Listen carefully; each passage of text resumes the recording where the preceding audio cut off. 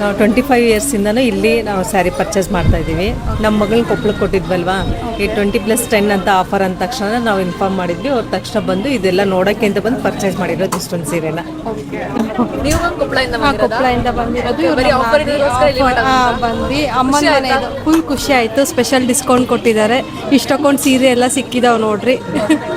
ಖುಷಿ ಆಯ್ತಾ? ಅಲ್ಲಿಂದ ಬಂದಿದ್ದಕ್ಕೂ ನಿಮಗೆ ಸ್ಯಾಟಿಸ್ಫೈ ಆಯಿತು. ನೀವು ಎಷ್ಟು ಸಾರಿ ತಗೊಂಡ್ರಿ? ನೀವು ನಾವೊಂದು 20 ಸಾರಿ ತಗೊಂಡ್ರಿ. 20 ಸಾರಿ ತಗೊಂಡ್ರಾ?